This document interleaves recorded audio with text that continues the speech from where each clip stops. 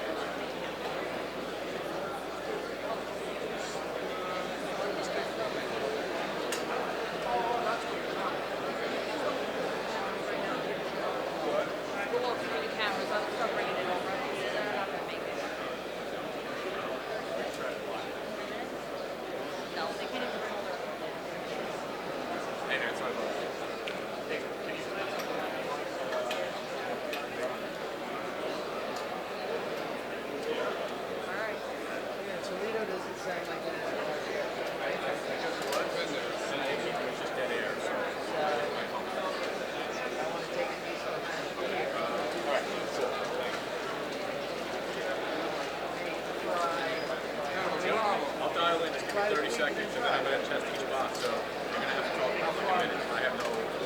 Right.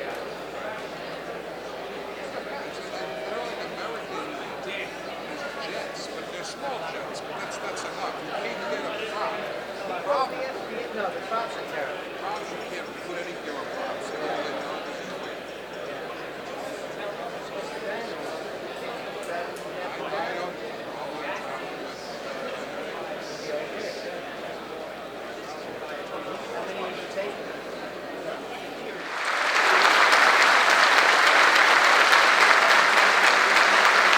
Thank you very much. Thank you, Tom. What a great day to welcome President Trump back to Long Island. Tom, thank you for your great work that you're doing with all the men and women of ICE. We also acknowledge the members of Congress who are traveling with me here today, one whom you all know from the neighboring district, Congressman Lee Zeldin.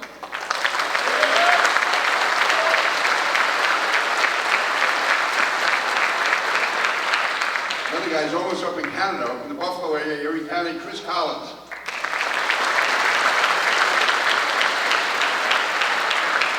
And if you take the ferry boat over to Staten Island, you find Dan Dunham, the great guy.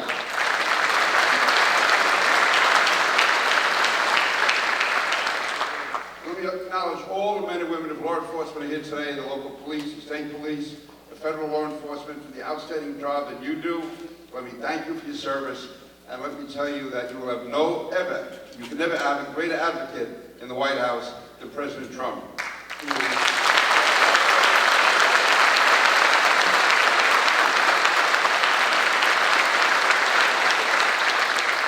President Trump knows that blue lives do matter. President Trump will always be in your corner. He will always have your back. MS-13 is a brutal gang of vicious murderers. And we have here today several family members, Freddie Cuevas, Evelyn Rodriguez.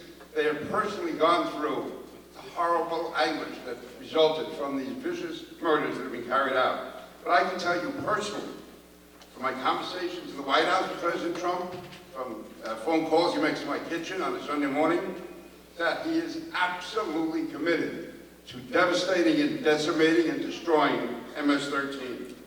This is an absolute obsession he has. Whenever you talk to him about it, he is absolutely dedicated. He is going to get that job done. MS-13 is going to be destroyed, and we're not going to worry about political correctness.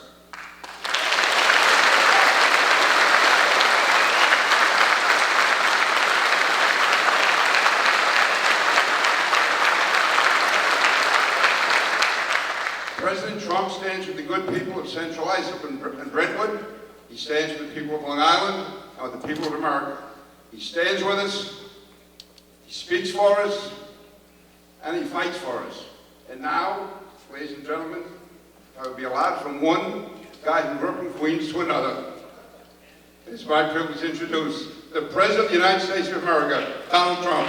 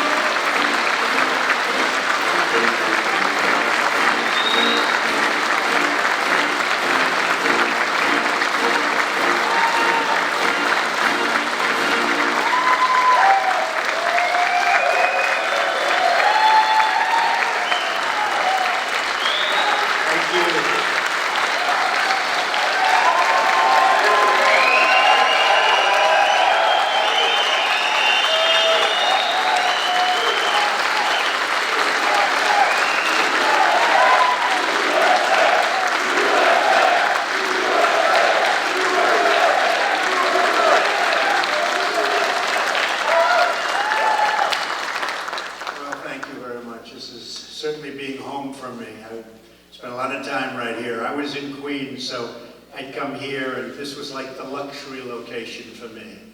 And I love it. I love the people here. Even coming in from the airport, I sat with Nikki Haley, who's here someplace. Where's our Nikki? Ambassador Nikki Haley, who was so incredible. And she's seen crowds in her life, and she said, boy, those are really big crowds. Crowds of people all lining the streets all the way over to here, and it's really a special place. And so when I heard about this, I said, I want to do that one. But I really wanted to do it not because of location, but because, as you know, I am a big, big believer and admirer of the people in law enforcement, okay?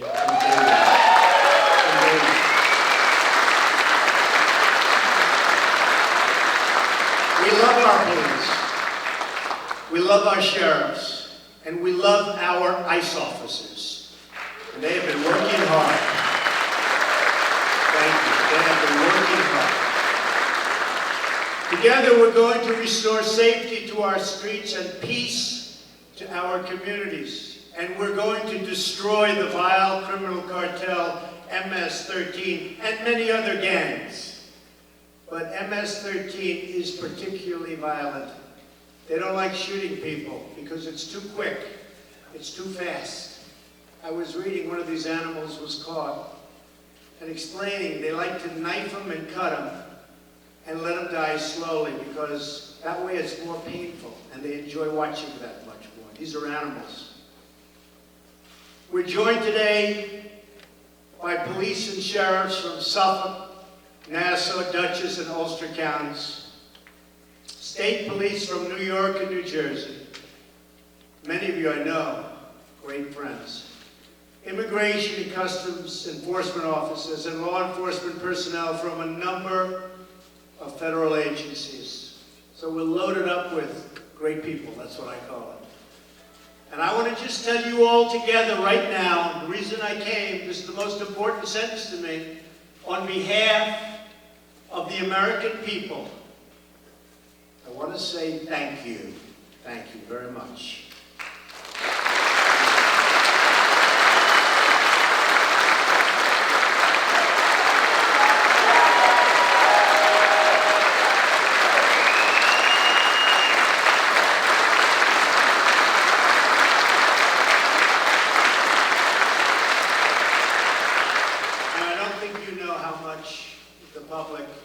Respects and admires you. You're saving American lives every day, and we have your backs. Believe me, we have your backs 100%. Not like the old days.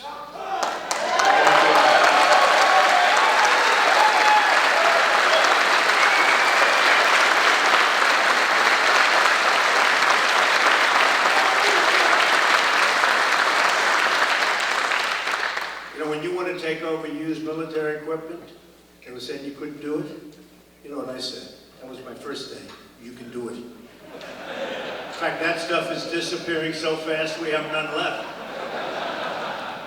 You guys know it. You really knew how to get that. But that's my honor. And I'll tell you what, it's being put to good use.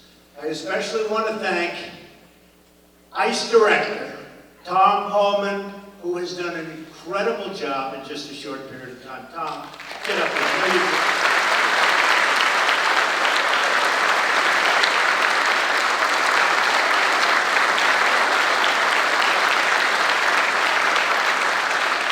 Tom is determined to rid our nation of cartels and criminals who are preying on our citizens. And I can only say to Tom, keep up the great work. He's a tough guy, he's a tough cookie.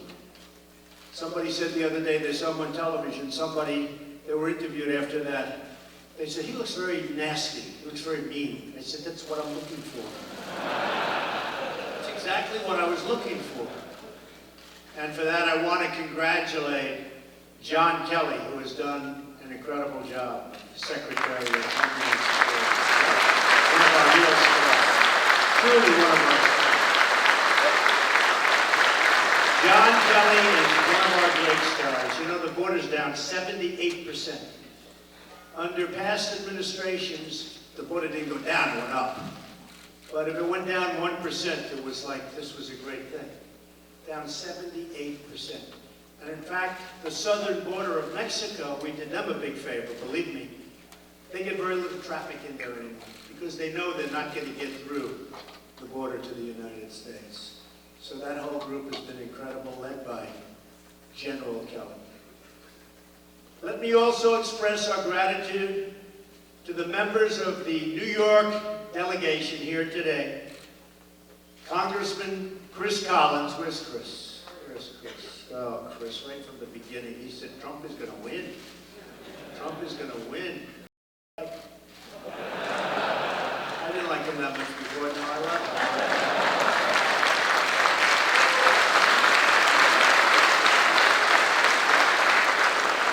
Dan Donovan. Thanks, Dan. Thank you, Dan. And Lee Zeldin, who I supported right from the beginning when they said he didn't have a chance of beating a pretty popular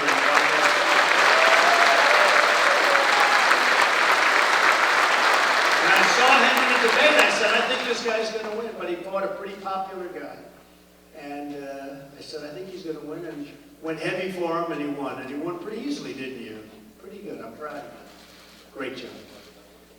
And of course, a legend, somebody that we all know very well, sort of my neighbor, because I consider him a neighbor, but he's really a great and highly respected man in Washington, Congressman Peter King.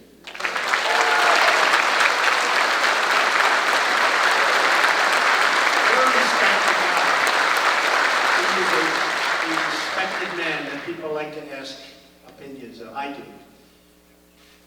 Congressman King and his colleagues know the terrible pain and violence MS-13 has inflicted upon this community and this country.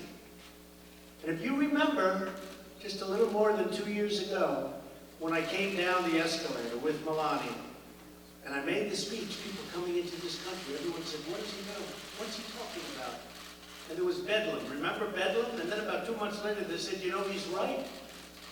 So I'm honored to have brought it to everybody's attention. But the suffering and the pain that we were going through, and now you can look at the numbers, it's a whole different world. And it will get better and better and better because we've been able to start nipping it in the bud. We've nipped it in the bud. Let's call it start nipping it in the bud. And MS-13, the cartel, has spread gruesome bloodshed throughout the United States. We've gotten a lot of them out of here. Big, big percentage, but the rest are coming. They'll be out of here quickly, right? Quickly.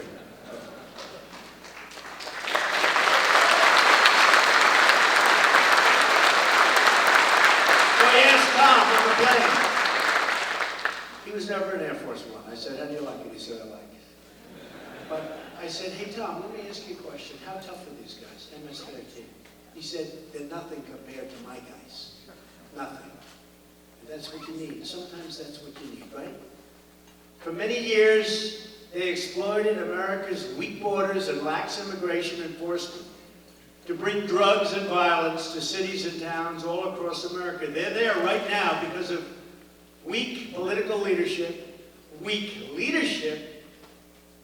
policing, and in many cases because the police weren't allowed to do their job. I've met police that are great police that aren't allowed to do their job because they have a pathetic mayor or a mayor that doesn't know what's going on. But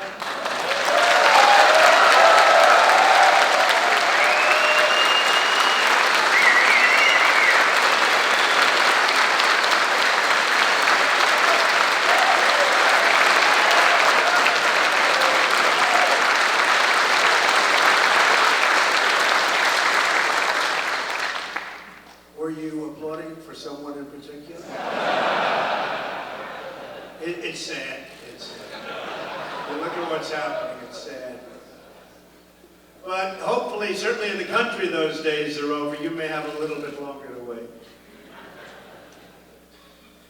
But from now on, we're going to enforce our laws, protect our borders, and support our police like our police have never, been supported before. We're going to support you like you've never been supported.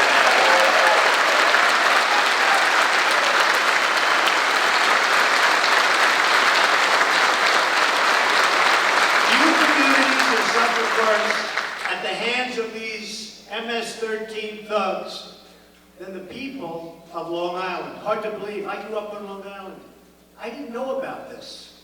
I didn't know about this. And then all of a sudden, this is like a new phenomenon. Our hearts and our nation grieve for the victims and their families. Since January 16th, think of this. MS-13 gang members have brutally murdered 17 beautiful young lives in this area on Long Island alone.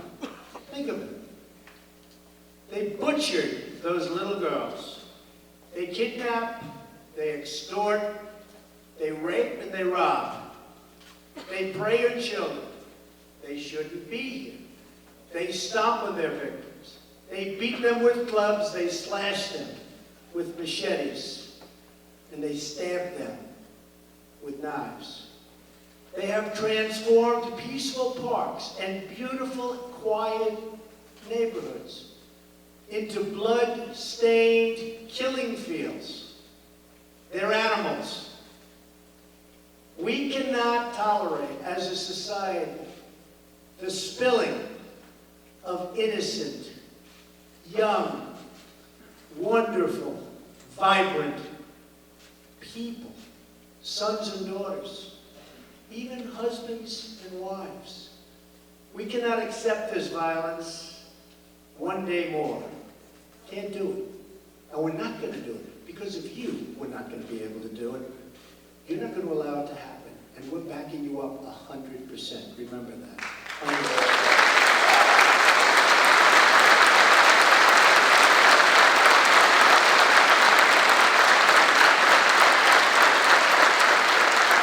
It is the policy of this administration to dismantle, decimate, and eradicate MS-13 and every other, and I have to say, MS-13, that's a name, rough groups, that's fine. We got a lot of others. And they were all let in here over a relatively short period of time. Not during my period of time, believe me. But we're getting them out. They're going to jails, and then they're going back to their country. Or they're going back to their country, period. One by one, we're liberating our American towns. Can you believe that I'm saying that? I'm talking about liberating our towns. It's like I'd see in a movie. They're liberating the town. Like in the old Wild West, right? We're liberating our towns. I never thought I'd be standing up here talking about liberating the towns on Long Island, where I grew up. But that's what you do. And I can tell you, I saw some photos where Tom's guys, rough guys, they're rough. I don't want to be, you know, say it because they'll say that's not politically correct. You're not allowed to have rough people doing this kind of work. Yeah. Just like they don't want to have rich people at the head of Treasury. Like, I want a rich guy.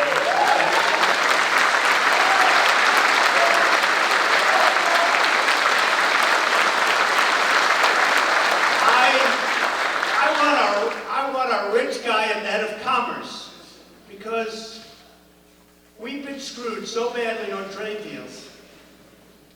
I want people that made a lot of money now to make a lot of money for our country. And by the way, as I was walking up, they just gave me the numbers. Our numbers just came out this morning. GDP is up double from what it was in the first quarter.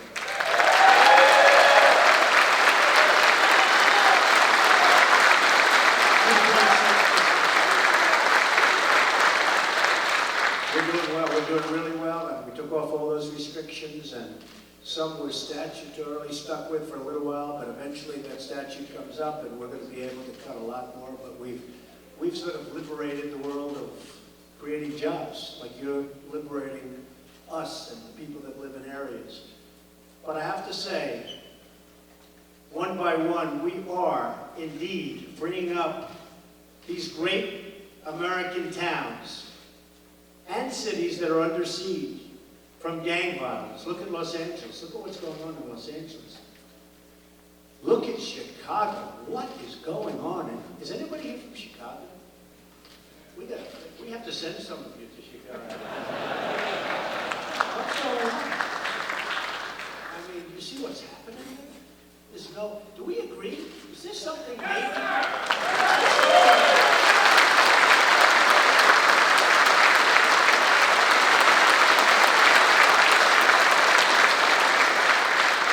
Tell you one Chicago story. So Chicago is having this unbelievable violence. People being killed, 4, 5, 6 in a weekend. And I'm saying, what is going on? And when I was running, we had motorcycle brigades take us to the planes and stuff. And one of the guys, really good, you could see a really respected officer, police officer. He was at the head, he was the boss. And you could see he was the boss. He actually talked like the boss. Come on, get lined up, because I'd always take pictures with the police, because I did that. My guy said, don't do it, don't do it.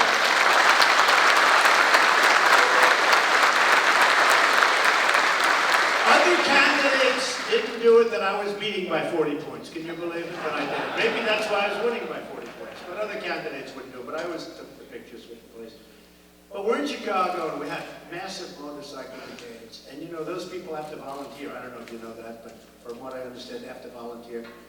And I had the biggest brigades. I had brigades sometimes with almost 300 motorcycles. Even I was impressed. I'd look ahead, and it was nothing but motorcycles, because they'd volunteer from all over various states. But there's one guy who was impressive. He was a rough cookie and really a respected guy. I could see he was respected. And he said, all right, come on, get over here, get over here. He's got to get to work, get over here. And I said, so let me tell you, you're from Chicago? Yes, sir. He said, what the hell is going on? And he said, it's a problem that can be straightened out. I said, how long would it take you to straighten out this problem? He said, if you gave me the authority, a couple of days. I really mean it. I said, you really think so? He said, a couple of days. We know all the bad ones. We know them all.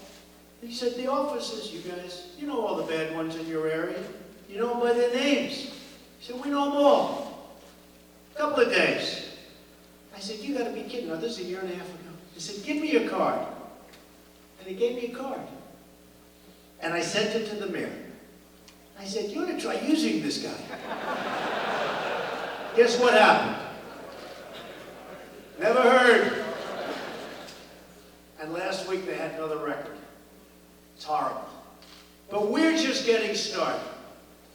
We will restore law and order on Long Island. We'll bring back justice to the United States. I'm very happy to have gotten a great, great justice of the United States Supreme Court, not only nominated, approved, and by the way, your Second Amendment is safe.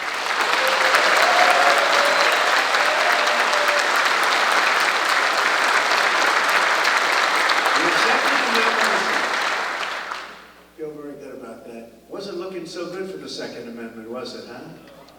Trump doesn't win, your Second Amendment is gone. Your Second Amendment would be gone. But I have a simple message today for every gang member and criminal alien that are threatening so violently our people. We will find you, we will arrest you, we will jail you, and we will deport you.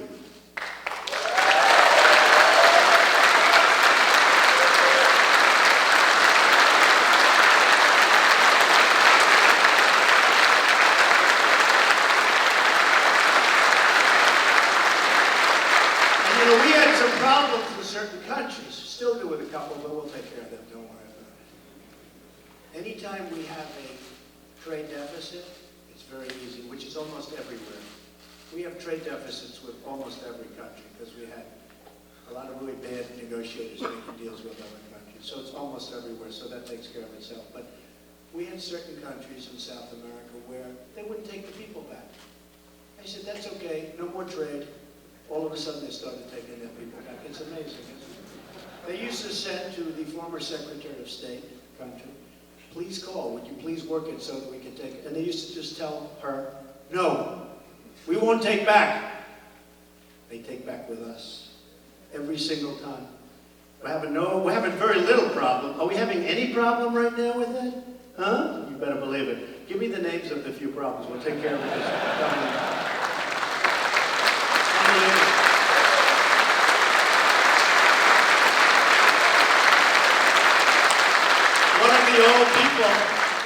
One of the people that represented the other administration, I said, why didn't you use that, the power of economics? Sir, we think one thing has nothing to do with another. I said, oh, really?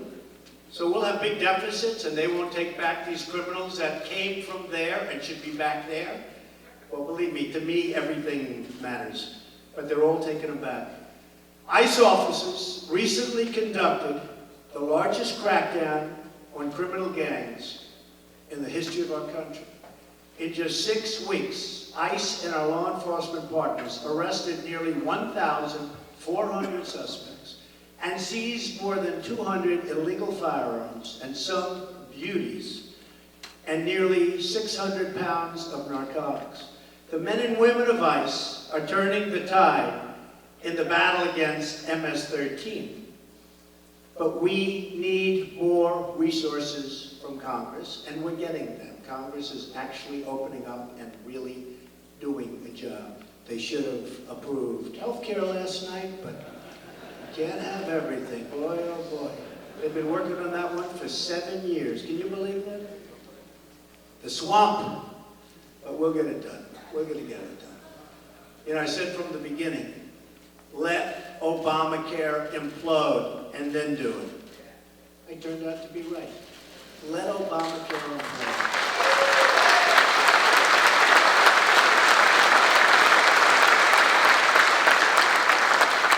Right now, we have less than 6,000 enforcement and removal officers in ICE.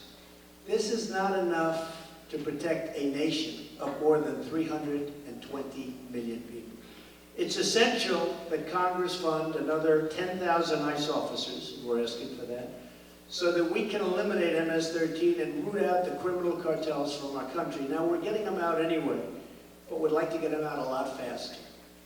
And when you see these towns, and when you see these thugs being thrown into the back of a paddy wagon, you just see them thrown in, rough.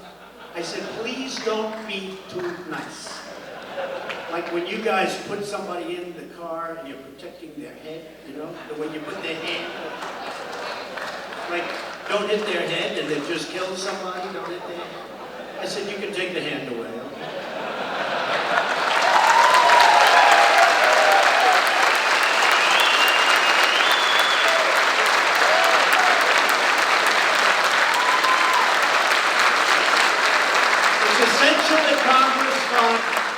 Hundreds more federal immigration judges and prosecutors, and we need them quickly, quickly.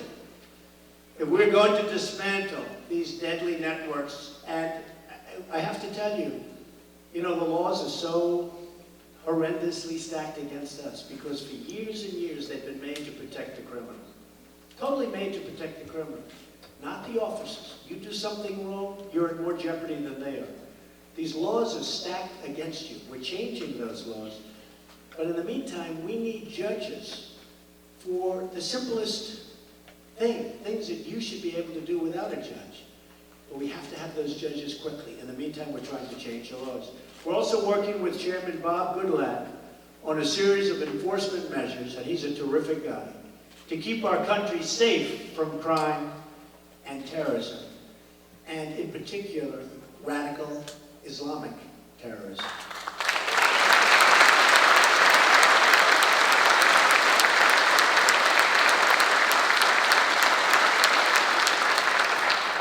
A term never uttered by past administration.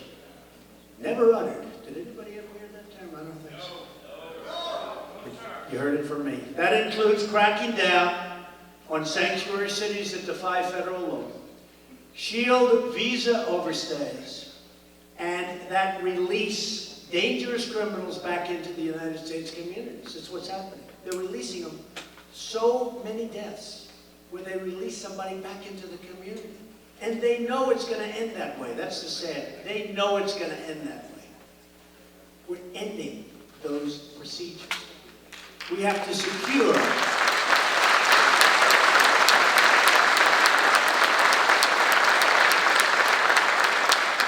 I spoke to parents, incredible parents.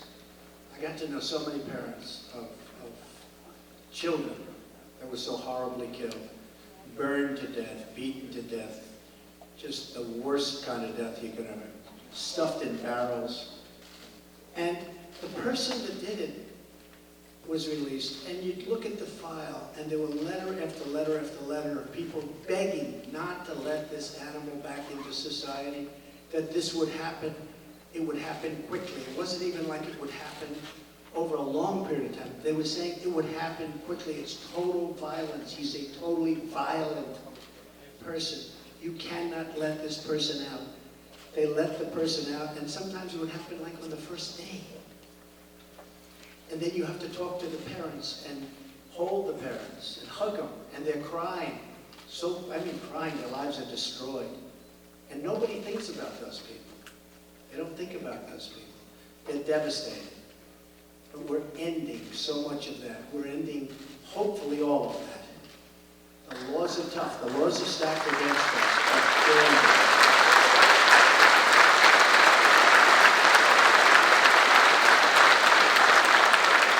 So we're going to secure our border against illegal entry, and we will build the wall. I can tell you.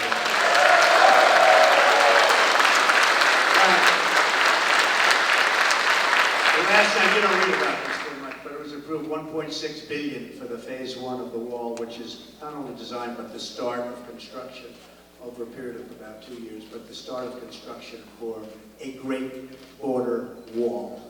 And we're going to build it. The wall is vital, and vital as a tool for ending the humanitarian disaster brought on by drug smugglers. And new words that we haven't heard too much of, human traffickers. This is a term that's been going on from the beginning of time, and they say it's worse now than it ever was. You go back 1,000 years when you think of human trafficking. You go back 500 years, 200 years, 100 years. Human trafficking, they say, think of it, what they do, human trafficking is worse now, maybe, than it's ever been in the history of this world. We need a wall.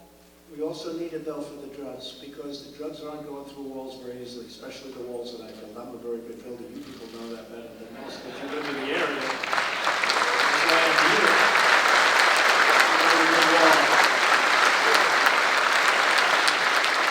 We're going to build a real wall. We're going to build a wall that works. And it's going to have a huge impact on the inflow of drugs coming across. The wall is almost, that could be one of the main reasons you have to have it. It's an additional tool to stop the inflow of drugs into our country.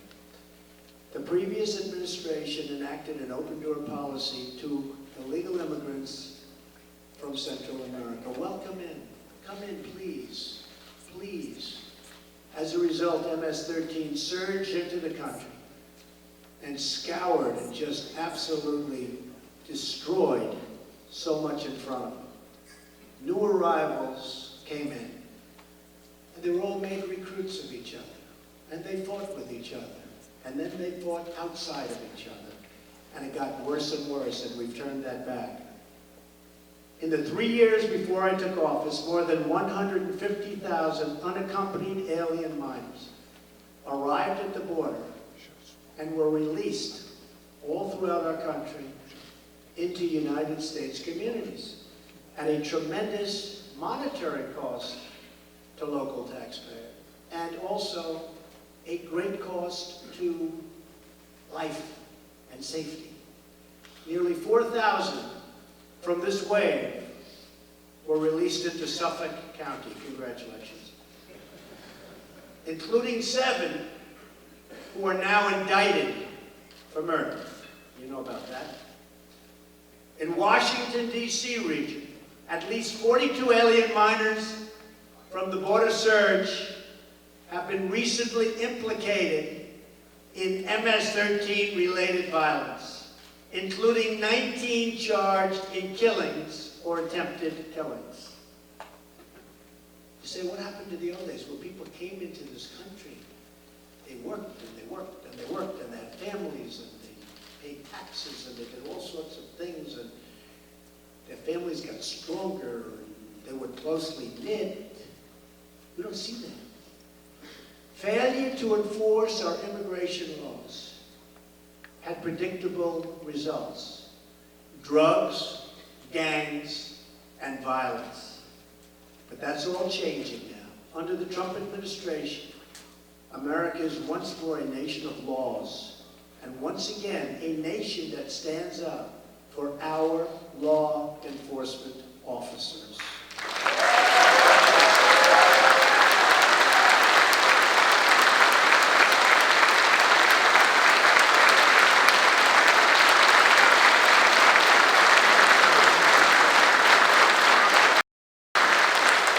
We will defend our country, protect our communities, and put the safety of the American people first.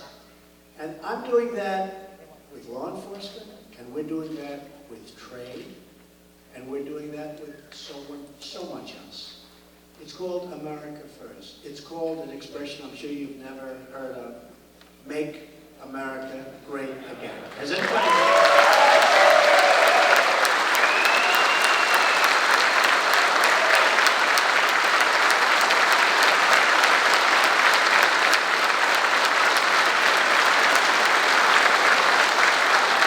That is my promise to each of you.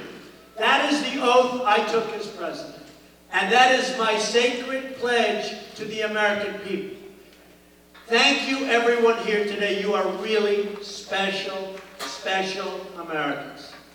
And thank you in particular to the great police, sheriffs, and ICE officers. You do a spectacular job. The country loves you. The country respects you. You don't hear it, but believe me, they respect you as much as they respect anything there is to respect about our country. You are spectacular people.